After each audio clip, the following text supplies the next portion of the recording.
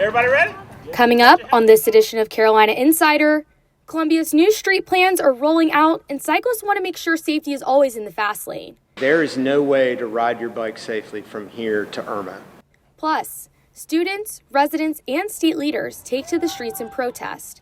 Hear why some students left the stands to raise their signs. But first, some of the nation's top universities say no thanks to a new proposal. We'll tell you why they're pushing back on the plan for higher education.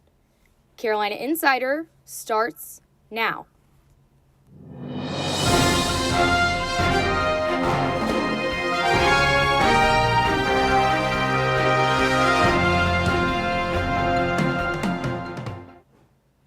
Hello, and thank you for joining us. I'm Emma Wyatt. Our top story today: the University of Arizona is the latest college to refuse signing on to President Trump's Compact for Academic Excellence. According to the magazine Inside Higher Ed, they are the 7th university to do so, following several Ivy League schools. The compact offered extra research funding to universities if they cap the enrollment of international students, strictly define gender on campus, and limit criticism of conservative ideas.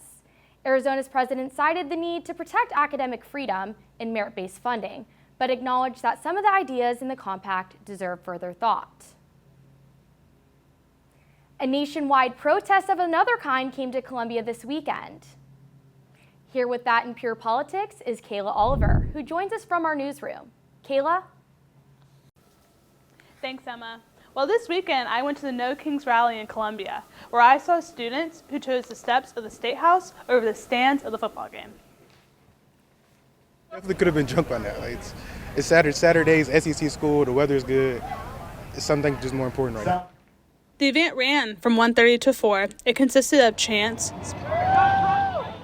speeches, if we refuse to bow, marches,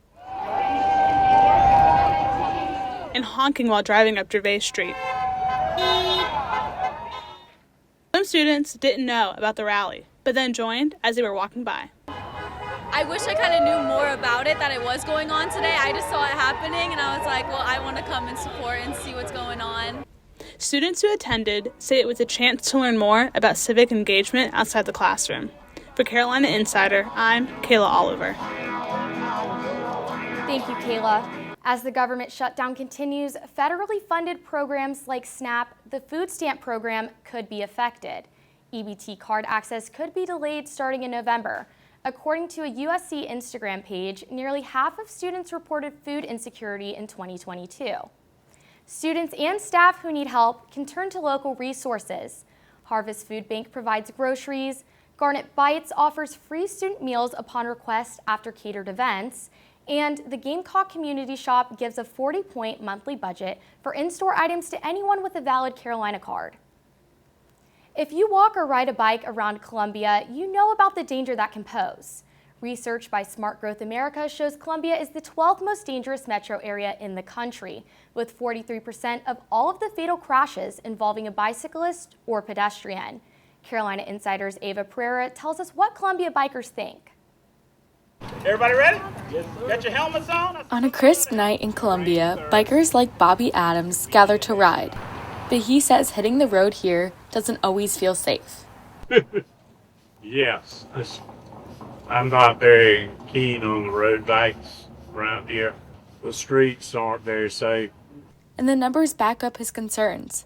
According to People for Bikes city rankings, Columbia sits at 2,211 in the United States, far behind many comparable cities.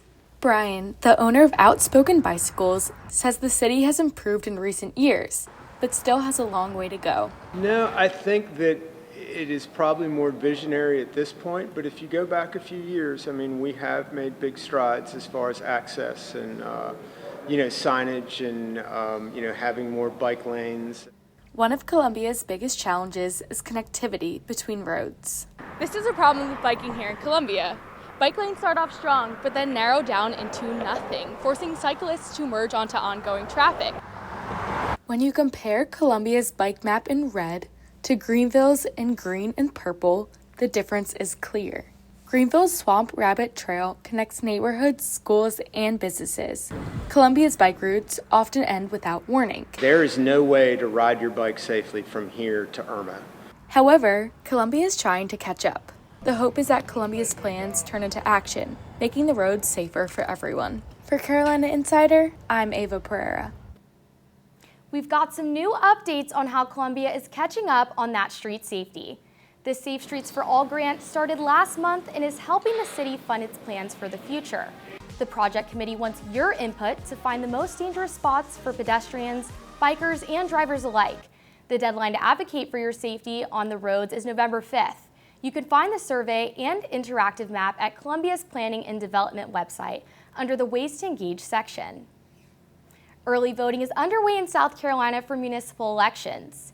If you live in the city of Columbia, Arcadia Lakes, or Blythewood, you can cast your ballot for mayor and city or town council members at one central location. The Richland County Administrative Offices at the corner of Hampton and Hardin Streets will be open from 8:30 to 5 through October 31st for early voting. Finally today, you might be traveling out of town for Thanksgiving, but new data reveals that Columbia is on the map as a popular destination for Turkey Day. Google Flights ranked the trendiest flights of this year compared to last year, and Columbia holds the top spot above locations like Pittsburgh and Panama City. This might come as a surprise, but the state newspaper says it could be traced to this year's Palmetto Bowl. The Clemson and Carolina rivalry will peak again this year on Thanksgiving weekend, and this time it's Columbia's turn to host. That's it for this edition of Carolina Insider, a student production here in the Kennedy Greenhouse Studio in the School of Journalism and Mass Communications. Thank you for joining us. We'll see you back here on Thursday.